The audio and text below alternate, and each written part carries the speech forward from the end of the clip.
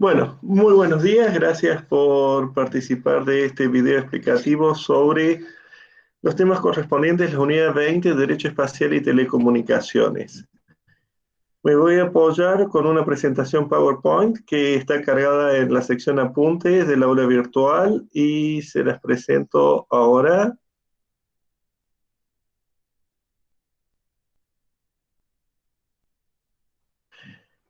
En la unidad 20 van a encontrar en la sección apuntes muchísimo material, el texto de todos los tratados, más el Plan Espacial Nacional, más cuestiones ya más complementarias como normativa de otros países y temas relativos a los contratos en el derecho espacial y material específico sobre el derecho de las telecomunicaciones y secciones del libro de base para el tema, que es Derecho Espacial y de Telecomunicaciones, del doctor Guillermo Ford. Así que el material completo lo encuentran tanto obligatorio como complementario en la sección apuntes de la unidad 20. Lo que vamos a tratar vamos a comenzar analizando los principios del derecho espacial. Tengan presente que estamos en un ámbito que a veces recibe distintos nombres, espacio superior es el que más utilizamos, pero algunos tratados van a verlo llamado como espacio ultraterrestre.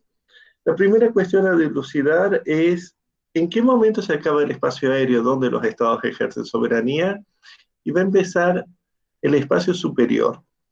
No hay una regulación internacional, hay sí normas regionales, por ejemplo en la Unión Europea o establecidas por la Agencia Espacial Europea o normas de Estados Unidos, y van a ver en la bibliografía distintas posiciones doctrinarias respecto a si es la más baja órbita satelitaria o el momento en que el contenido de oxígeno se hace insuficiente para la vida, distintas teorías que más o menos les van a estar fijando una altura de 100 kilómetros sobre la superficie terrestre.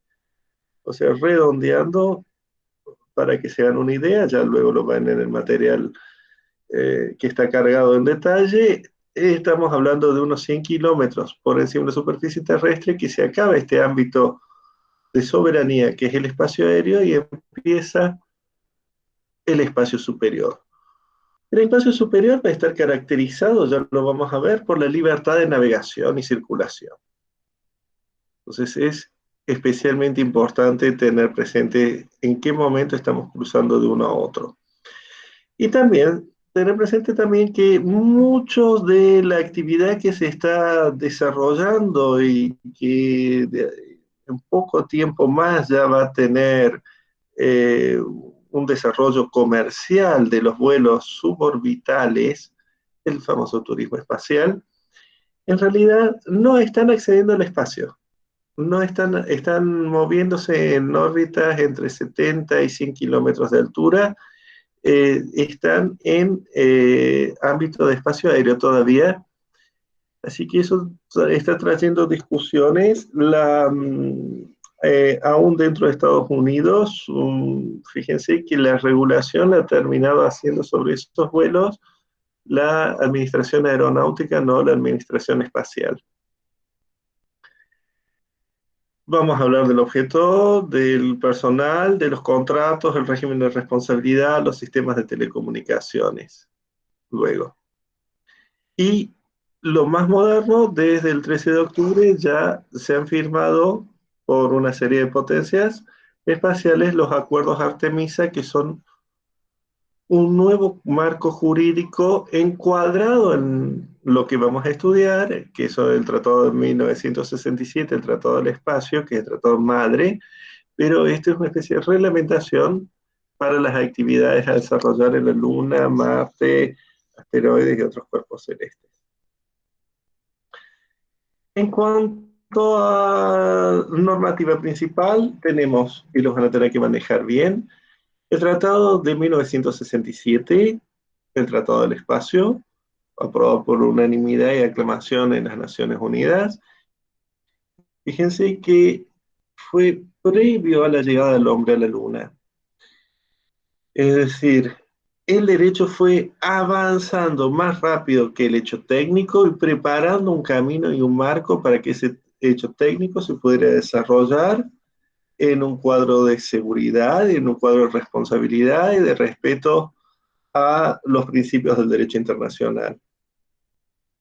Luego, el acuerdo de salvamento y devolución de cosmonautas y devolución de objetos, el convenio de responsabilidad, muy especialmente lo vamos a tratar, el convenio de registro de objetos lanzados al espacio ultraterrestre, y van a ver siempre tratados en la bibliografía y en el sitio del COPUS, por ejemplo, el Comité sobre el Espacio Superior Comité Jurídico del Espacio Superior de Naciones Unidas, como una de las normas fundamentales, una quinta norma que es el acuerdo que debe regir las actividades de los estados de la Luna y otros cuerpos celestes, de 1979.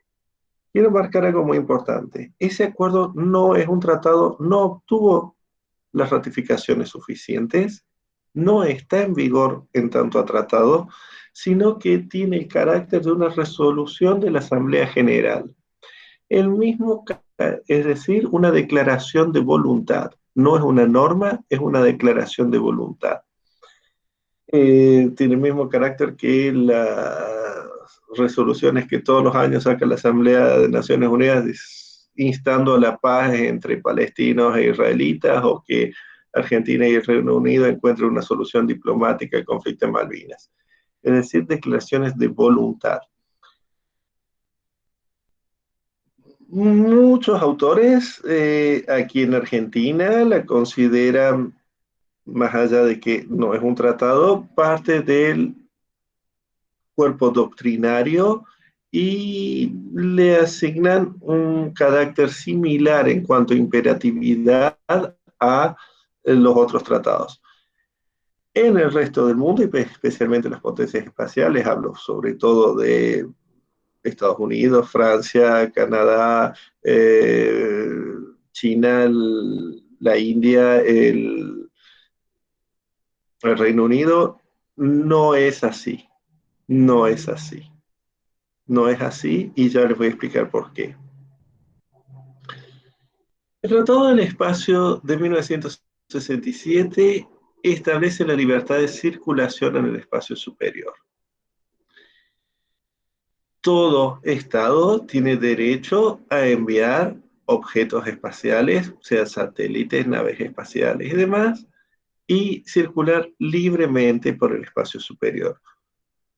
De esto se sigue también una prohibición de reivindicación de soberanía. Cuando los astronautas norteamericanos en el año 69 llegaron a la Luna y plantaron bandera, esa bandera no tiene carácter de reclamación de soberanía, ni así lo buscaron, sino es simplemente lo que se llama trofeo de cima, como cuando un argentino llega al Everest y lo logra escalar y planta bandera. Es una manera de decir, llegué hasta aquí, aquí estuve, pero nada más. No es una reivindicación de soberanía. Está prohibida toda reivindicación de soberanía en el espacio superior. Apropiación nacional, dice el tratado en el artículo 2. Apropiación nacional. Eso tiene varias consecuencias. La primera, bueno, no podemos tratar de parcelar el espacio ni reclamar una porción del espacio superior o de un cuerpo celeste para nuestro país. No podemos tampoco, siguiendo las normas de nuestro país, reclamar un eventual derecho de propiedad sobre una parte del espacio superior o sobre un cuerpo celeste. Ha habido una serie de juicios en Estados Unidos porque algunos estados en los cuales siguen vigentes ciertas normas de la época de la conquista del oeste, no exigían que uno físicamente llegara hasta un territorio para poder reclamarlo, y ha habido un hombre que en 5 estados distintos inició juicios reclamando para él la luna. Por supuesto no se le dio ni 5 de atención, y se entendió que esto, por supuesto, viola el Tratado del Espacio y ni vale la pena discutirlo. En Chile ha habido casos, también siempre hay alguien que se cree dueño de la Luna. No, nadie es dueño de la Luna, ni de Marte, ni de las órbitas tampoco. Cuidado. La cuestión de las órbitas es importante.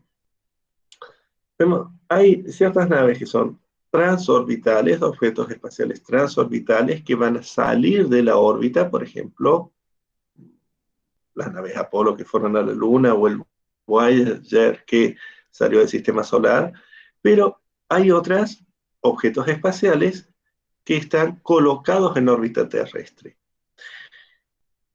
Podemos identificar dos tipos principales de órbitas, las llamadas órbitas geoestacionarias y las órbitas no geoestacionarias.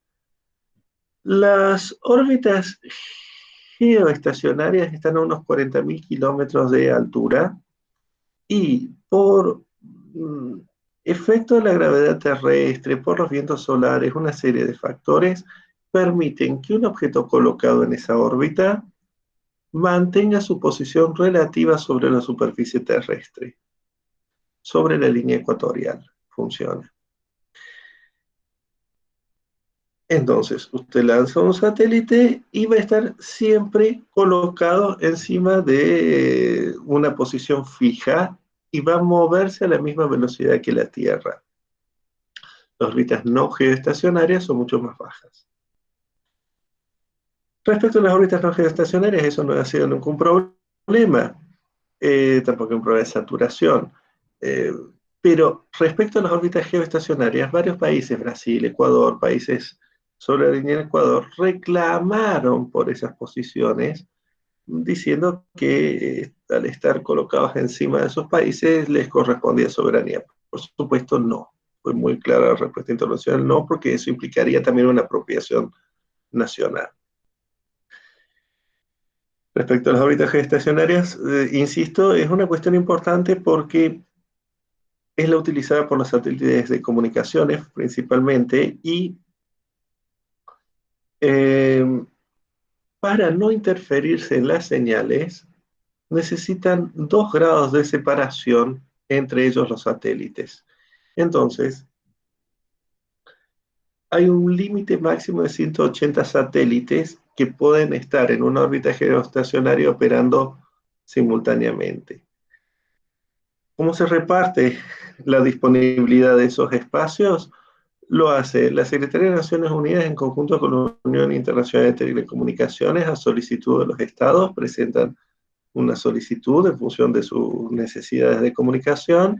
Argentina, por ejemplo, tiene 3 posiciones satelitales asignadas y una más en reserva. Hay un límite, un número máximo entonces de posiciones satelitales geoestacionarias que se pueden utilizar. Actualmente hay nuevas tecnologías que se están desarrollando para poder colocar más satélites sin que se interfieran, pero digamos, el estándar actual nos habla de una posición limitada, pero que se ha distribuido sin ningún problema entre los países. Hay, digamos, la oferta todavía de posiciones excede la demanda. Otra cuestión importante es la actividad pacífica, y eso se traduce muy específicamente en el Tratado de 1967 en la prohibición de colocación de armas de destrucción masiva en órbita terrestre.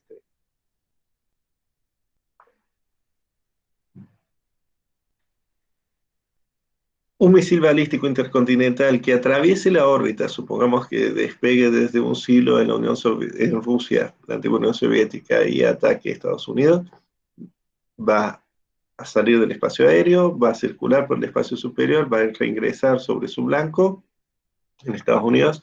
¿Estaría violando este punto del tratado? No, porque no está siendo colocado en órbita. Lo que se prohíbe es la colocación en órbita, tener un arma atómica colocada en órbita terrestre. Según las Naciones Unidas, distintos tratados, se entiende como armas de destrucción masiva las armas atómicas, a las químicas y a las bacteriológicas. Eso es lo que está prohibido colocar en órbita. hay un principio de cooperación internacional y que lo vamos a ver traducido muy especialmente en otro punto siguiente, que es el cosmonauta se ha tratado como un enviado de la humanidad. Ustedes van a ver que las tripulaciones de los vehículos espaciales norteamericanos y europeos son llamados astronautas, los rusos son llamados cosmonautas. No, la Argentina sigue la designación originaria de la Unión Soviética, así que formalmente hablamos de cosmonauta, cuando nos referimos al personal embarcado en un vehículo espacial. China utiliza la palabra taikonauta, algo así, es una traducción muy simple de como si fuera viajero de las estrellas. Es decir, es más o menos el mismo concepto. ¿Cuál es la situación del cosmonauta? Van a ver que el Tratado del Espacio les dice recibirá el trato de enviado de la humanidad. ¿Por qué es esto? No es porque esté habilitado a firmar tratados internacionales con potencias extraplanetarias, ¿no? Eso una vez un profesor de Derecho Internacional Público dijo eso, fue algo delirante. No, se refiere a esto. Tengan presente ustedes la Convención de Ginebra, que regula la situación de los soldados en un periodo de guerra. Un soldado va a estar protegido por la Convención de Ginebra, es decir, no se lo puede interrogar más que preguntarle su nombre y su número de serie, no, en matrícula, no se le puede torturar, hay que informarle a la Cruz Roja, hay que respetarlo, hay que alimentarlo, hay que cuidarlo, pero piensen ustedes que, sobre todo en los inicios, todas las tripulaciones eran pilotos de la Fuerza Aérea del Ejército, con grado militar, que se encontraban, supongamos que una cápsula norteamericana, en vez de caer sobre el Océano Pacífico, hubiera caído sobre el territorio de la Unión Soviética en plena Guerra Fría. Se encontraban en medio de Siberia con un militar norteamericano que no estaba vistiendo su uniforme. Eso lo deja fuera, el no estar utilizando su uniforme, lo deja fuera de la Convención de Ginebra y lo transforma automáticamente en un espía. Y un espía, bueno, según las distintas legislaciones, puede ser encarcelado y hasta sufrir cosas mucho peores. Entonces, lo que buscó la Convención del 67 es decir, señores, todas estas tripulaciones no las van a poder tratar como un espía si cayeran en su territorio, las van a tener que tratar como si fuera un envío de la humanidad. Y entonces se genera luego, se declina este principio en el convenio de devolución de cosmonautas, el cual tengo que hacer llevar adelante todas las acciones posibles para recuperarlo, si cayera en mi territorio, protegerlo, atender su salud y devolverlo de manera inmediata al estado de registro, sin interrogación, sin torturas, sin proceso como espía. Esta cooperación internacional también se traduce en que todas las investigaciones y los desarrollos van a ser puestos, dice, fíjense, aquí en beneficio de la humanidad, puestos en conocimiento de la humanidad. Se comunica a Secretaría General de Naciones Unidas y se hacen disponibles para conocimiento de todos los otros estados de Naciones Unidas. Y otro principio muy importante es el de la responsabilidad internacional, integral, solidaria de los estados que participen en el lanzamiento de un objeto espacial. Vamos a verlo más en detalle y en el convenio de 1972 se refiere no a un caso, por ejemplo, de abordaje, una colisión de un vehículo espacial con otro en el espacio superior. Eso no está regulado por el convenio ni por el Tratado del 72, sino que se refiere a daños que un objeto espacial o sus restos, por ejemplo, piezas caídas, pudieran producir en la superficie terrestre, en el espacio aéreo, en alta mar. el típico caso de se me cae un pedazo de satélite sobre mi casa. Ha habido casos, sobre todo en Australia y en el sur de Chile, y de satélites que al caer de sus órbitas no cayeron sobre el mar, sino cayeron sobre tierra. De esa situación vamos a analizar que la responsabilidad que veníamos en derecho marítimo, en derecho aeronáutico, con una responsabilidad limitada y demás, vamos a pasar a una responsabilidad integral, que no va a ser de las empresas, por ejemplo, privadas que pudieran participar en el lanzamiento, sino va, por ejemplo, SpaceX o Boeing o Intelsat para las comunicaciones, sino que va a ser una responsabilidad del Estado de registro del vehículo, del objeto espacial. Y de todos los estados que participen, el estado que lanza, el estado que promueve el lanzamiento, el estado de cuyo territorio o de cuyas instalaciones se lanza, y se extiende si fuera una organización internacional, por ejemplo, la Agencia Espacial Europea la que lanza, se extiende a todos sus miembros. Entonces, por ejemplo, si Argentina lanza un satélite de comunicaciones desde la base de Curé en la Guayana Francesa, va a ser responsable la Argentina, va a ser responsable la República Francesa porque las instalaciones son de ella, porque el territorio es parte de la República Francesa, Guayana, territorio ultramar francés en América, y va a ser también responsable la Agencia Espacial Europea por proveer las facilidades de lanzamiento. Todos ellos van a ser solidariamente responsables los estados frente a quien hubiera eventualmente sufrido un daño. En cuanto a objeto espacial, tenemos las naves espaciales, tenemos la Estación Espacial Internacional, teníamos transbordadores y posiblemente vamos a luego ahora de el último lanzamiento de el éxito del lanzamiento de son a veces tornillos, piezas, satélites enteros fuera de uso y que están girando a toda velocidad y producen daños, fallas solares de energía para otros satélites y demás.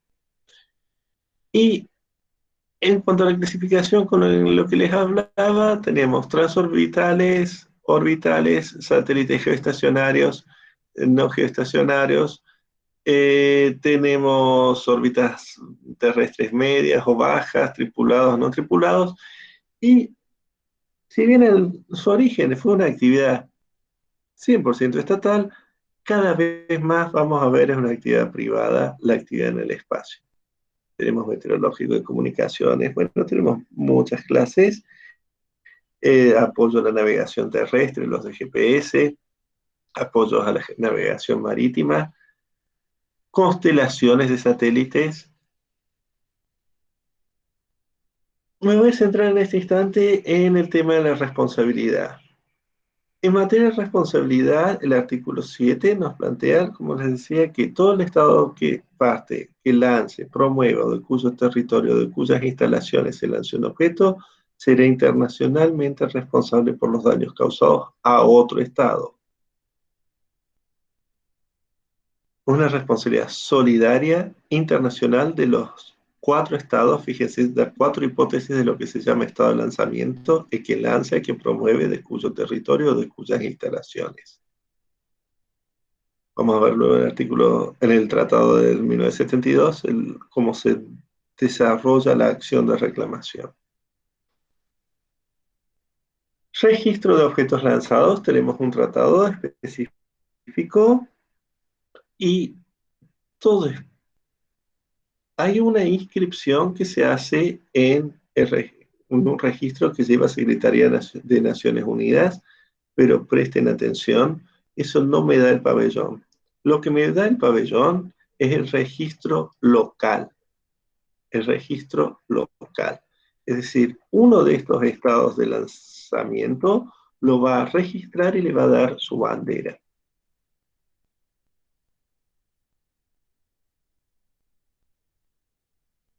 Y así va a tener la jurisdicción sobre el objeto y el personal que se encuentre en él. El Tratado de 1972 nos va a analizar y les ruego que lo vean en detalle en el material que tienen en el aula virtual, acompañado el concepto de daño. Les va a aclarar que la responsabilidad es solidaria en el artículo 9. Nos va a establecer que la reparación va a ser integral y nos va a establecer las causas de exoneración que son fundamentalmente culpa de la víctima, culpa concurrente para reducir la responsabilidad. No se aplican los daños causados nacionales del propio estado de lanzamiento. Por ejemplo, cuando estalló un cohete diseñado para pruebas para el acceso al espacio en la base brasilera de Alcántara y murieron 11 personas, científicos, ingenieros del lugar y técnicos. ¿Se aplica el Tratado del Espacio ahí? No, porque eran personas de Brasil o afectadas por un contrato con el gobierno brasilero. Entonces, si hubiera caído sobre Uruguay, ahí sí se habría aplicado el Tratado del Espacio. Repasa el convenio, lo que se establece por estado de lanzamiento, el que promueve, el que lanza de cuyo territorio, de cuyas instalaciones. Y el término objeto espacial denota también, al efecto del Tratado del 72, no solo al vehículo, sino a todas sus partes componentes, el vehículo propulsor y sus partes. Ustedes recordarán que los cohetes tienen distintas secciones impulsoras que van cayendo. Ahora con el programa de SpaceX se van recuperando, pero antes simplemente caían y esos tanques de combustible y los impulsores inferiores de las primeras etapas podían producir claramente un daño y son un vehículo espacial. El convenio de registro me obliga a marcar y señalar e identificar cada una de las piezas para que pueda ser asociada adecuadamente al eh, estado de registro de esa pieza. Respecto a cómo se está aplicando, tener presente que en materia de registro y esa comunicación a Secretaría de Naciones Unidas, la Unión Soviética y luego Rusia nunca jamás comunicaron su registro de ningún vehículo.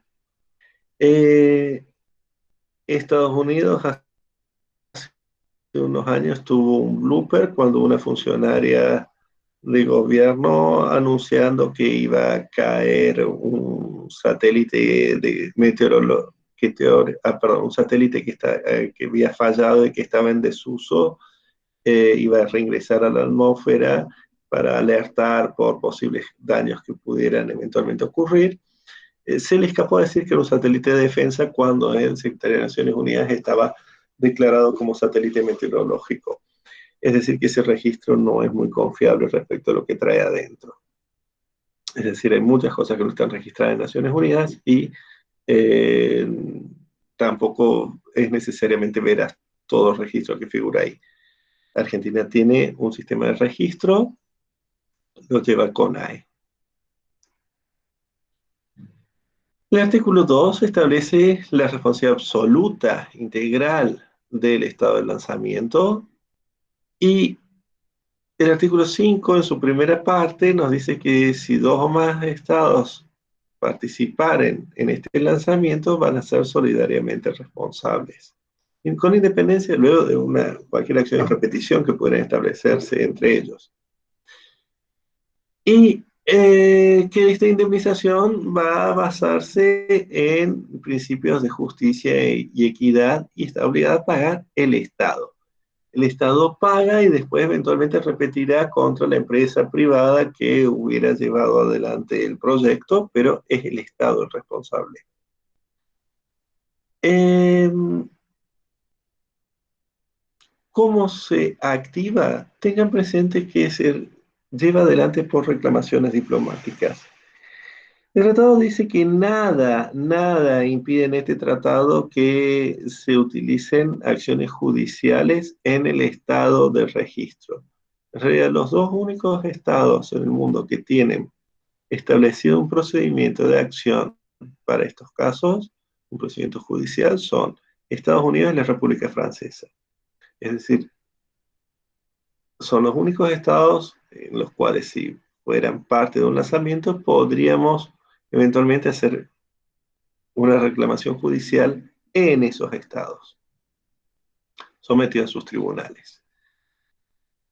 Por lo demás, tengan presente la cuestión de inmunidad de Estado, que han seguro explorado en internacional público e internacional privado, y nos establece que el convenio 72, que se van a hacer reclamaciones diplomáticas, que las va a llevar adelante el Estado cuyas personas físicas o morales hayan sufrido daños, es decir, los nacionales del Estado, va a poder presentar la reclamación.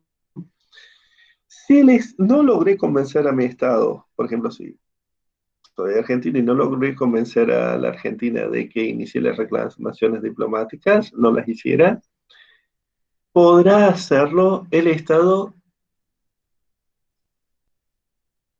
en cuyo territorio se hayan producido los daños, y si ese tampoco hiciera reclamación, el Estado podrá presentar una reclamación al Estado de lanzamiento, el Estado respecto a daños sufridos por sus residentes permanentes. Son las tres hipótesis que les plantea el Tratado del 72. Estas reclamaciones se hacen por vía diplomática. Si al cabo de un año de reclamaciones diplomáticas no hubiera un resultado, se va a establecer una comisión de reclamaciones con 3 miembros, uno por el estado que demanda, otro por los estados de lanzamiento y un tercero fijado de común acuerdo, y si no hubiera común acuerdo, por el secretario de Naciones Unidas. Esa comisión va a emitir un laudo, y ese laudo tiene carácter de recomendación nada más. Es decir, es un hermoso cartel para que usted pegue en su escritorio, lo enmarque y diga, gané un caso, pero es simplemente una recomendación. No es imperativo para el perdedor, no es imperativo para el perdedor, salvo que expresamente al momento de citarse a Constitución la Comisión de Reclamaciones, así hubieran establecido las partes. Salvo que, insisto, expresamente las partes hubieran establecido que el laudo va a tener carácter operativo e imperativo.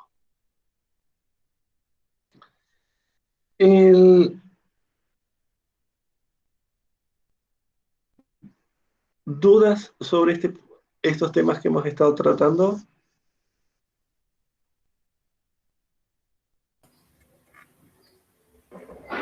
No, profe, por ahora no. ¿Cómo, perdón? ¿No por ahora? Bueno. No, por ahora no. Muchas gracias. Seguimos entonces con un tema específico más moderno, que es el de los contratos espaciales.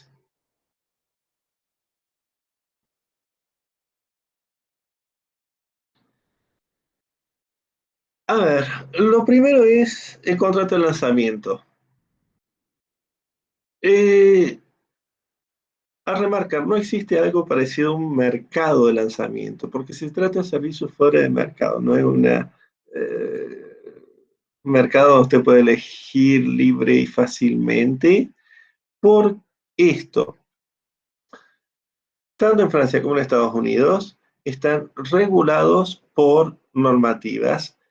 En Estados Unidos por el régimen de control de misiles de 1987 y en Francia por el régimen de exportaciones en material de guerra, y eso implica autorizaciones de los gobiernos. Es decir, si esos gobiernos, el gobierno de Estados Unidos no autoriza el lanzamiento, no va a poder lanzar desde Estados Unidos. Si el gobierno francés no autoriza el lanzamiento, no va a poder lanzar desde Francia. Solamente hay 9 estados actualmente en el mundo en capacidad de lanzar.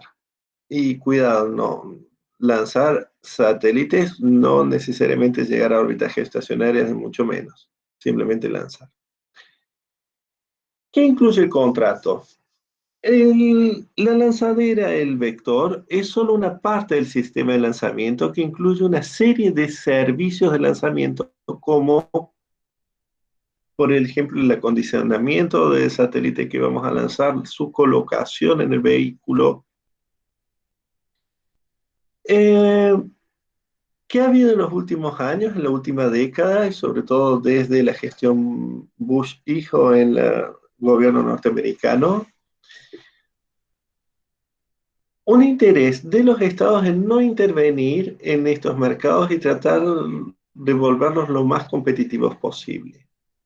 Estados Unidos fue muy claro, y ya lo vamos a ver en su programa espacial, es decir, el gobierno, la NASA, que es una administración de gobierno, deben dedicarse a aquello que la actividad privada no sea capaz de desarrollar. Por ejemplo, ir a Marte. Todo lo otro hay que alentar y dejar el espacio libre para que los particulares puedan ejercer comercialmente su actividad con la menor intervención posible.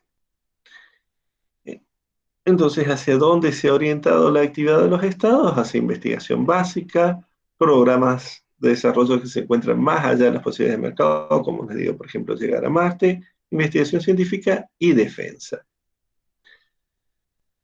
Eso que les habla de una autorización previa por parte de los estados. En Francia, la Ley de Operaciones Espaciales del año 2008 requiere autorizaciones administrativas previas. En Estados Unidos hay una serie de normas aplicables: la Space Transportation Policy, la National Space Policy, la Buy American Act también es notable, se aplica, y iniciativas sobre financiamiento privado. Todas esas son normas con las cuales hay que cumplir y que necesitan una serie de autorizaciones. Entonces,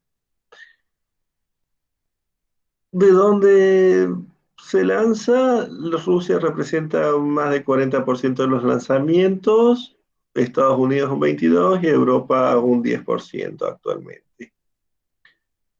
Comerciales son aproximadamente un 30% de los satélites, de los lanzamientos que se están realizando. Militares son un 30%, y civiles, por ejemplo, clima, meteorología y demás, pero vinculados a actividades institucionales, está siendo un 40%.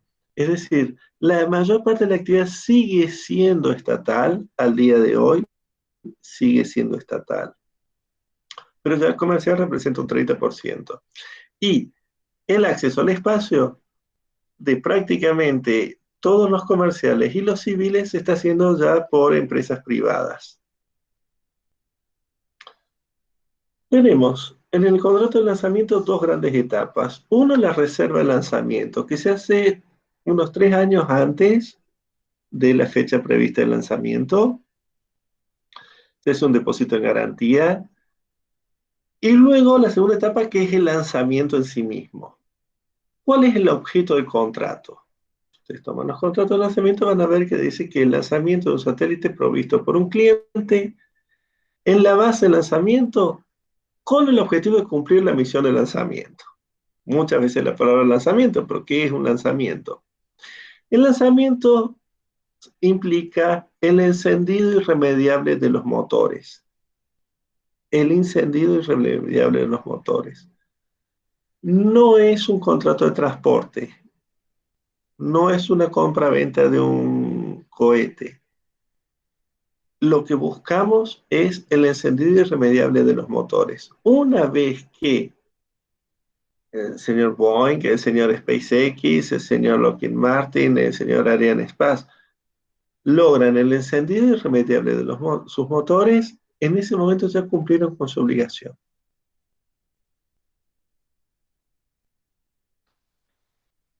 Lo que pase después, problemas ya del propietario del satélite o de quien estaba interesado en este lanzamiento, pero no de la compañía con la cual contratamos el lanzamiento. Vamos a ver que hay ciertas prestaciones operacionales que se van a sumar, por ejemplo, un relanzamiento en caso de que hubiera fallas o que no se hubiera podido llegar a la órbita adecuada, una operación de backup, por ejemplo, hay una alianza entre Arianespace, Boeing, Mitsubishi de Japón para, si por alguna razón no pudiera realizarse el lanzamiento por una de las compañías, va a haber las otras se van a encargar de lanzarlo. Y también se han dado casos de venta de satélites llave en mano o ya satélites en órbita. Tengan presente que es un contrato en el cual va a haber sujetos internacionales, pero que está sometido a la ley local del estado de registro y de lanzamiento, perdón, del estado de lanzamiento. Requiere autorizaciones de los gobiernos, lo hemos visto. En Estados Unidos requiere una doble autorización, una genérica para el operador y una específica para cada caso. He traído discusiones respecto al turismo espacial. Tengan presente que son naves reutilizables, entonces genera una autorización para el operador, pero luego en cada caso no va a hacer falta, sí va a hacer falta un registro del objeto, un único registro del vehículo. En Francia, me presente también que la autorización de gobierno es considerada un elemento esencial de contrato. Es decir, si no se logra esa autorización de gobierno, el contrato es nulo, sin generar obligaciones entre las partes.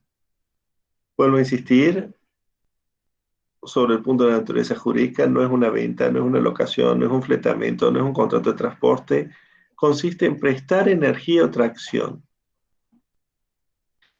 y cumple con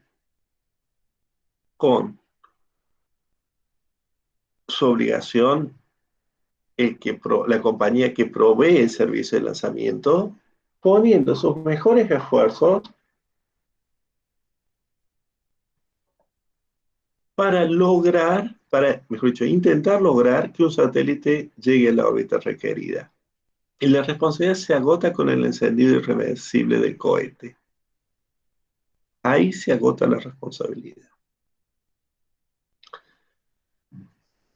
Cross-Waiver Liability Clause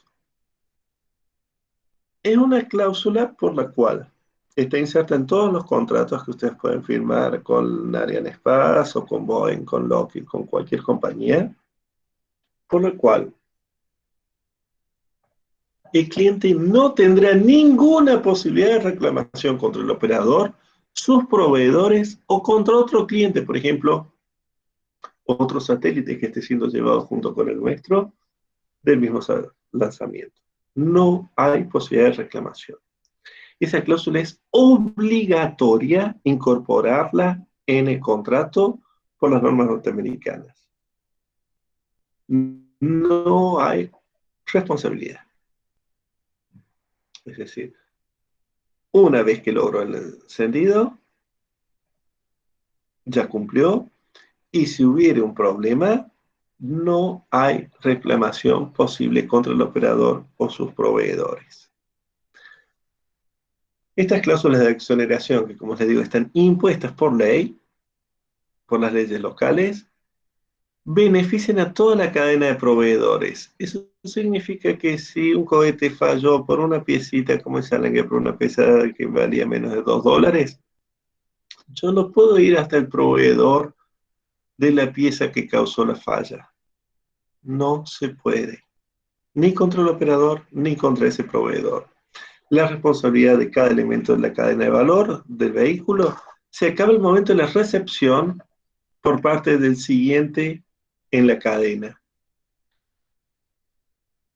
Y si eventualmente hubiera una garantía, va a estar limitado el valor del producto que se proveyó, si eventualmente hubiera algún tipo de garantía. ¿Esto a qué obliga? A un gigantesco mercado de seguros. El mercado de seguros espaciales se calcula según los años, entre unos 10.000 y unos 15.000 millones de dólares en primas por año. El presidente de la aseguradora tampoco puede ir contra el proveedor. ¿Cómo se paga el contrato de lanzamiento? Y normalmente desde el momento en que se realizan las reservas, se van anticipando pagos, dejando un último 20%, entre un 10 y un 20%, para la semana antes del lanzamiento, y ahí se cancela y el lanzamiento se hace con todos los pagos hechos. Es decir, sería un esquema de crédito documentario cláusula roja, para que se ubiquen. ¿Qué son los pactos mutuales de garantía? En la eventualidad de que alguno, por alguna ley local, pudiera realizar alguna reclamación, se establecen en contrato estos pactos mutuales de garantía, es que si uno reclama, va a tener que uno indemnizar al demandado lo que el demandado nos tuviera que pagar. Conclusión, se mantiene el sistema de irresponsabilidad, que es bastante lógico, es bastante lógico por el riesgo involucrado. Y para eso están las compañías de seguros. Nunca ha habido problema con la aceptación de estas cláusulas. Atentos que el artículo 20 de la ley francesa nos va a permitir derogar la cláusula de no reclamación en lo que no esté ligado a un servicio de lanzamiento estrictamente. Es decir, por ejemplo, al almacenaje previo, que tendrá que estar en ciertas condiciones de temperatura, de aislamiento respecto a contaminantes y demás, ahí sí, en la ley francesa nada más, podríamos derogar la cláusula de eh, eh, no reclamación. En Estados Unidos no. Si bien este sistema de limitación no resulta de ningún tratado, porque claramente esto no está regulado en el Tratado de 1967, es un sistema que ya se ha convertido en uso y costumbre jurídica del derecho espacial. Aunque no existiera ninguna de estas cláusulas establecidas en un contrato, deberíamos presumir que se ha hecho de esta manera, estableciendo este sistema de irresponsabilidad. ¿Qué obligaciones tienen las partes? El cliente tiene una primera obligación, que es facilitar la información técnica, la documentación, obtener las licencias y además pagar el precio. El operador, proveer los servicios accesorios de lanzamiento y lanzar en la fecha establecida. Vamos a ver reguladas situaciones en los contratos respecto al retraso por el cliente, y si, por ejemplo, con una multa se lo puede colocar en otro lanzamiento, o, por ejemplo, no llegó a tiempo el satélite para ser acondicionado para el lanzamiento, o un retraso por el operador. Eso también va a generar multas que va a tener que soportar el operador. ¿Y los riesgos en fase tierra, cómo se tratan? Los riesgos en tierra son tratados normalmente por compañías de seguros marítimos. En Lloyd's de Londres son parte de los riesgos que se negocian en Lloyd's, y luego se articulan con los seguros de lanzamiento en el momento en que el lanzamiento se vuelve irreversible. En los riesgos de fase de lanzamiento no solo voy a asegurar la lanzadera, voy a asegurar también, por ejemplo, la colocación en órbita del satélite. Si tengo un satélite de comunicaciones y no llego a una órbita geoestacionaria porque falló el impulsor, ese satélite se me transforma en chatarra, no sirve para nada. Hará bip bip, pero no puede mandarnos la internet o la televisión a nuestras casas, entonces no nos sirve. eso se asegura, por ejemplo, el acceso a la órbita y van a cubrir el lanzamiento más tantos días o años habitualmente. Que cubre, por ejemplo, pérdida de control, la destrucción, no llegar a la órbita, como decía, pérdida total, reducción de la capacidad operacional o pérdidas parciales, por ejemplo, daños en desplegarse las antenas o daños al desplegarse los paneles solares, son típicas situaciones tratadas. En la órbita, la cobertura que más se utiliza es la CTR, la contra todo riesgo.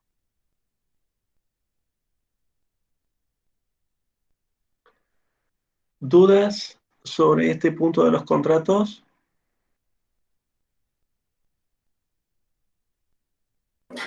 No, profe. Bien, bueno, seguimos entonces avanzando. En cuanto, quiero que tratemos de manera especial la situación de la Estación Espacial Internacional. Fíjense que hay un acuerdo especial que lo tienen cargado en el aula virtual entre los 16 países que participan del proyecto, entre ellos Brasil, y ese acuerdo lo que trae es, en el artículo 22, una derogación parcial entre las partes para aplicarse exclusivamente sobre la estación espacial, en la estación espacial, sobre el régimen de jurisdicción que establece el Tratado del 67. Sobre el Tratado del 67 lo que me importa es la bandera, el pabellón del vehículo. En la estación espacial son muchos módulos conectados unos con otros y tienen distintos pabellones, porque hay un módulo que fue hecho por Estados Unidos, otro por Rusia, otro por Francia, otro por Canadá, otro por Italia. Son distintos módulos que tienen distintos pabellones. Entonces, ese acuerdo va a permitir la circulación del personal asignado y va también a establecer que en materia penal se va a ejercer jurisdicción sobre el personal que se encuentre dentro de cualquier elemento de vuelo, sea que sea nacional del país respectivo. Es decir, que en vez de ir a la bandera de este módulo, vamos a ir a para la nacionalidad del personal. Y los casos de conducta indebida en órbita, nos va a traer un sistema de regulación en el cual, por ejemplo, un crimen o un atentado a la seguridad de otro estado, de un nacional de otro estado, o produzca un daño a la estación, un daño doloso, va a ser el estado de nacionalidad del infractor el que va a tener que iniciar la investigación. Por eso les planteo una derogación parcial entre las partes.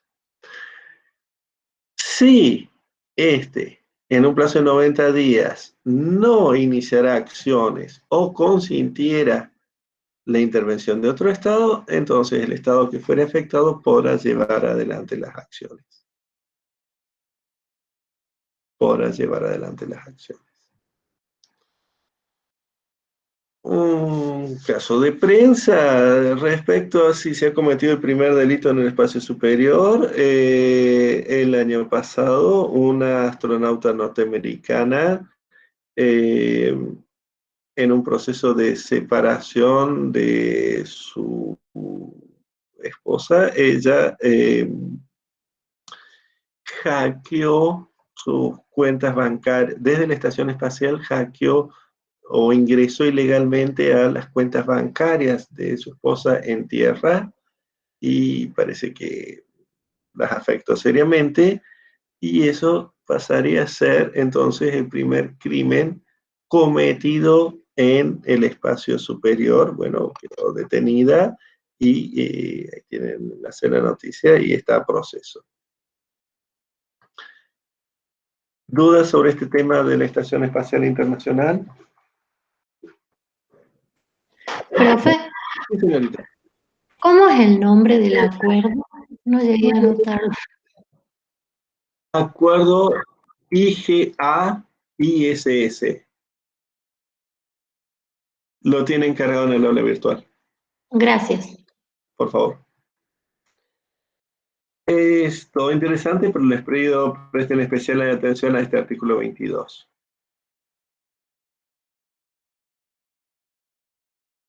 Y ahora, el nuevo régimen. Les ha llegado fresco en plena cuarentena los acuerdos Artemisa.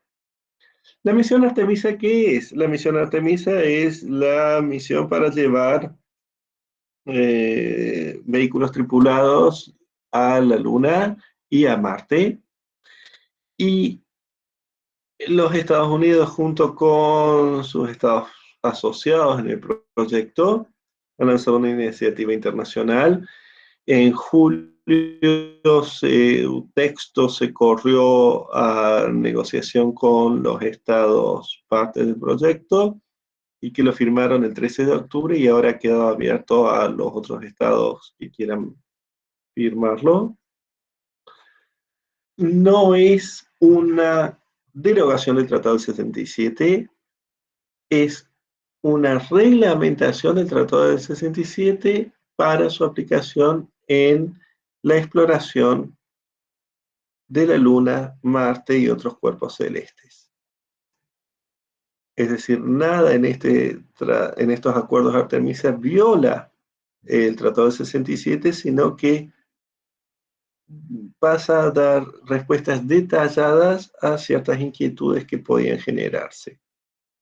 Aquí tienen el listado de países participantes, los primeros firmantes, los miembros originarios del Acuerdo Artemisa, y lo que tenemos es que establecen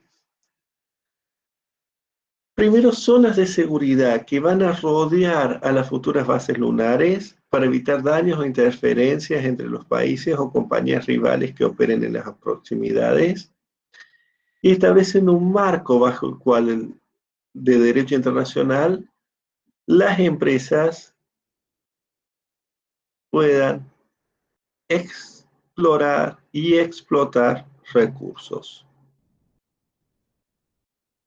Insisten en el propósito pacífico, son muy firmes en su articulado en el principio de transparencia, en la interoperabilidad, en la asistencia a los astronautas en peligro, es decir, todos estos principios que veníamos trabajando del Tratado del 67, simplemente son reforzados y detallados, y el registro de los objetos. Donde vienen las grandes novedades es en la sección 10, enmarcada dentro del concepto de prohibición de apropiación nacional.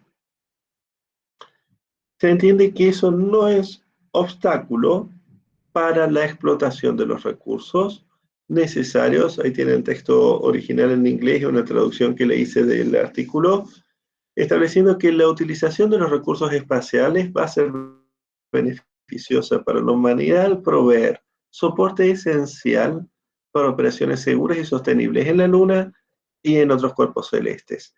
Es decir, si establecemos una base en la Luna, esa base va a necesitar recursos extraídos de la Luna. Entonces, ¿cómo se va a regular esa utilización? La extracción y la utilización de esos recursos será ejecutada de manera que no viole el Tratado del 67, es decir, que de manera alguna implique una apropiación nacional y brinde un soporte seguro y sustentable a las actividades espaciales. Remarca los acuerdos de Artemisa de que no constituye extracción de recursos apropiación nacional en los términos del artículo 2 del tratado, ni que aquí no les traduje, y que todas las partes se comprometen a comunicar al Secretario General de Naciones Unidas y al público de la comunidad científica internacional de sus extracciones de recursos espaciales conforme lo establece el Tratado de 1967. ¿Por qué es importante todo esto? ¿Ustedes recuerdan en el principio de la reunión hablábamos del Tratado de 1979 sobre la Luna y los cuerpos celestes? Y en ese tratado fue donde por vez primera apareció la palabra patrimonio de la humanidad. Se estableció que la Luna, los cuerpos celestes, son patrimonio de la humanidad. Eso ya lo han visto ustedes en los fondos oceánicos. Como eran patrimonio de la humanidad, no se podían explotar libremente, sino que había que seguir las indicaciones, autorizaciones de esa autoridad y por una empresa creada por la Convención del 82 y que básicamente más que sacar 2 bolsas de arena no han hecho nada más. Porque se había puesto eso para mantener el monopolio de la explotación de los recursos en la tierra en manos de una serie de países subdesarrollados que si hubieran tenido que competir contra recursos extraídos del mar, su situación de pobreza se hubiera agravado significativamente. Esa fue la razón por la cual Estados Unidos no ratificó la Convención del 82 y varias otras naciones. Respecto a la del 79, ninguna potencia espacial la ratificó, y es por eso que tiene simplemente esta declaración de patrimonio de la humanidad de la Luna y los cuerpos celestes, es el valor de una declaración de Asamblea de Naciones Unidas, es decir, poco y nada. Desde el punto de vista operativo, no es imperativa de modo alguno, y en su momento se puso pensando en la explotación de este Tratado del 79, en la explotación de recursos minerales en el espacio para traerlos a la Tierra. Hay asteroides que son de platino, entonces que sería muy interesante explotarlos. Lo que está mirando en realidad, lo que está haciendo, perdón, los tratados Artemis es aclarar que este tratado del 79 no es un tratado, es simplemente una declaración de voluntad y que ni siquiera forma parte del corpus juris del derecho espacial, que no tenemos que entenderlo como un principio bajo ningún aspecto y que va a haber explotación y enfocada esa explotación en lograr el soporte para las actividades a desarrollarse en la Luna y en Marte. Es decir, la explotación, fíjense, no está orientada a traer recursos a la Tierra, sino a sostener la actividad de las bases ocupadas por humanos que eventualmente se establecieran.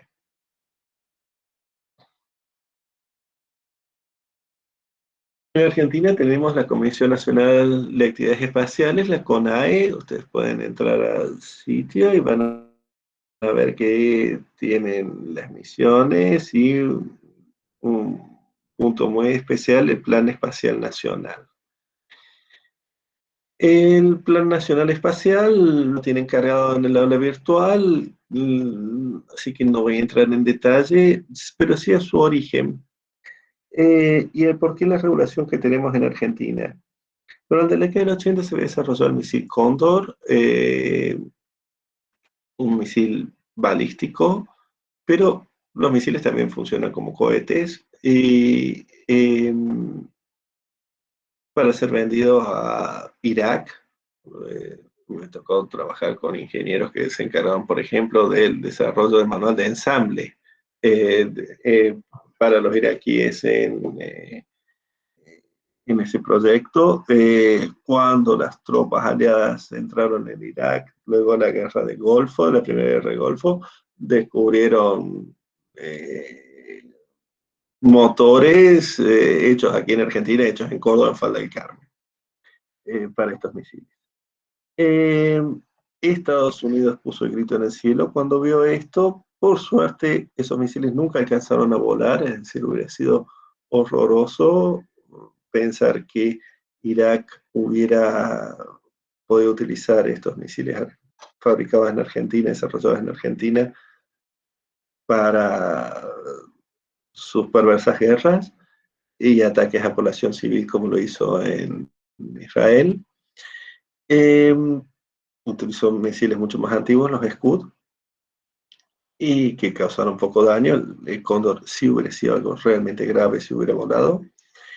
Y Estados Unidos solicitó que Argentina interrumpiera este programa y Argentina acordó eso, se procedió a la destrucción, vino la Comisión del Senado norteamericana, se fueron llevados a España a una base norteamericana y destruidos los misiles Cóndor. Hay leyendas urbanas sobre si quedó alguno dando vueltas, son nada más que leyendas urbanas.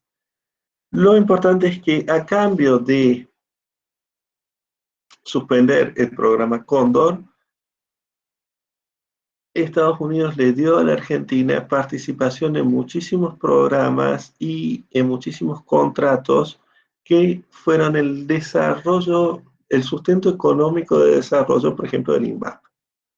Entonces, gracias a todos esos contratos en los cuales fue participando y sigue participando Argentina, dados por Estados Unidos a cambio de suspender el Cóndor, es que se ha desarrollado nuestra actividad espacial moderna y tan avanzada en el ámbito civil.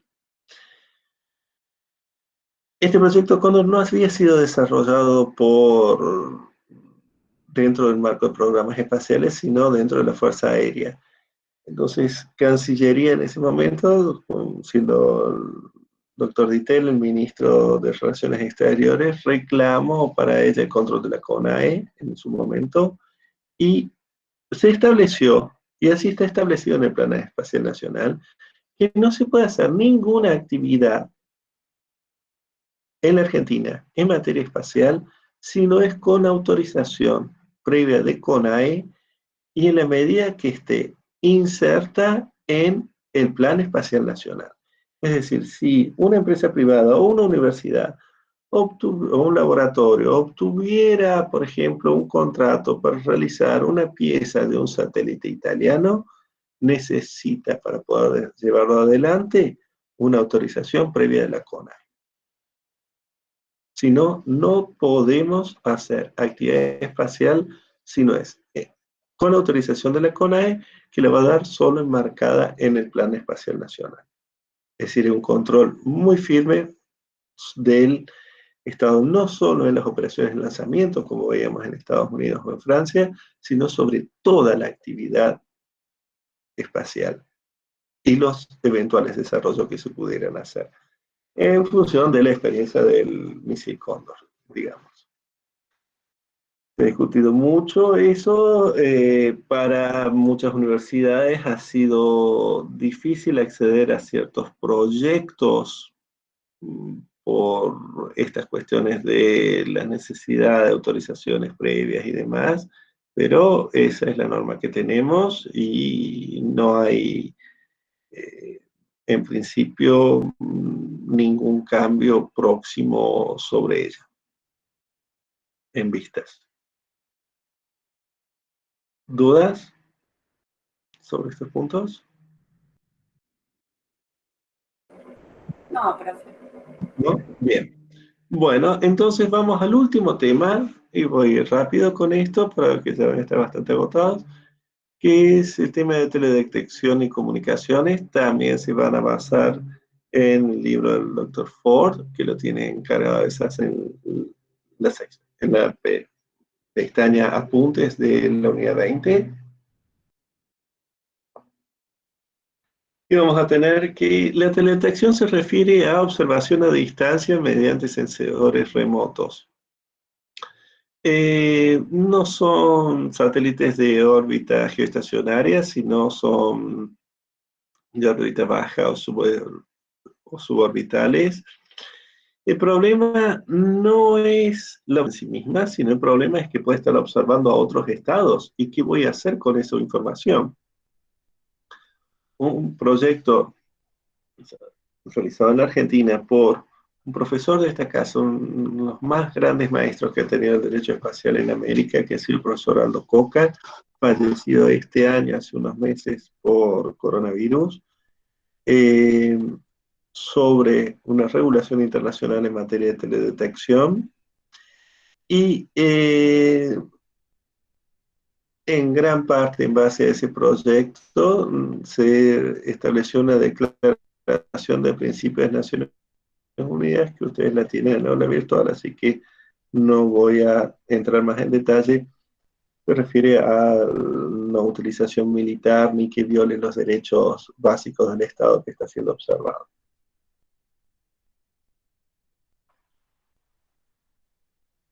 En el ámbito de comunicaciones tenemos una serie de grandes corporaciones. Empezamos por hablar por Intelsat, que fue el primer satélite de comunicaciones en órbita geoestacionaria.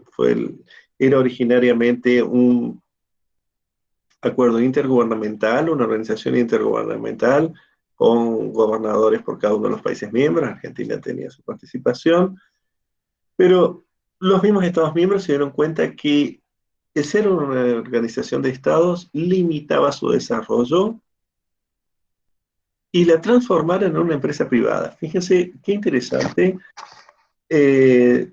cuando estamos hablando ahora de nacionalizaciones en Argentina, de empresas y demás, esto es una organización estatal que se autoprivatizó y funciona maravillosamente bien. Luego tenemos IMSO en telecomunicaciones móviles por satélite, todo esto lo tienen desarrollado en la aula virtual y en el libro. Intersputnik era de la Unión Soviética para competir contra Intelsat, no competimos, de hecho brindar comunicaciones dentro del Imperio Soviético y sus países satélites. Inmarsat nace por iniciativa de la Organización Marítima Internacional para brindar comunicaciones satelitales para los buques petroleros, luego se extiende a los de mercancías peligrosas y ahora está disponible para todos los buques. Y desde hace unos pocos años la Organización Marítima Internacional cambió su norma de seguridad, que venía del Convenio de Londres 72, respecto a cuál es la obligación de comunicaciones. Ya no es el código Morse, sino estas comunicaciones satelitales, y Marsat es una institución espejo en cuanto a su organización a Intelsat, y también se privatizó. Y el otro gran jugador que tenemos es la Unión Internacional de Comunicaciones, que ya les voy a comentar un poquito más. Además tenemos una serie de empresas, Eutelsat, ARSAT aquí en Argentina, empresas de Abu Dhabi, de Canadá y varias empresas privadas, como proveedores de servicios satelitales. La Unión Internacional de Comunicaciones, fíjense que de telecomunicaciones nace a mediados del 1800 para facilitar la conectividad internacional. Es ella la que se encarga de asignar las frecuencias de subida y bajada a los satélites. Y especial atención al convenio de Bruselas del 74 y muy especial atención al convenio de Nairobi, que también lo tienen cargado en el aula virtual y que hace falta que lo estudien en detalle. Es un instrumento fundamental de la UIT. Van a ver en el convenio de Nairobi sobre el objeto de la UIT, que ya venía como comentando su estructura, pero también disposiciones generales, definiciones. Es un convenio que tienen que manejar bastante bien. En materia argentina de telecomunicaciones, tenemos la Ley Nacional de Telecomunicaciones, tenemos la 27078, la Ley de Argentina Digital, la Ley de Desarrollo Satelital, el Plan Satelital Geoestacionario, y también, no lo puse acá, pero por favor no está en la placa, pero presten atención a la Ley de Base de Datos. Todas estas son leyes que se van a aplicar al régimen de telecomunicaciones satelitales. Bueno, el material, como les digo, es abundante y está todo disponible en el aula virtual, así que no deberían tener mayores problemas para ni obtener la información ni manejarla ya luego de esta presentación. Bueno, muchas gracias. Paro Bueno, grabación.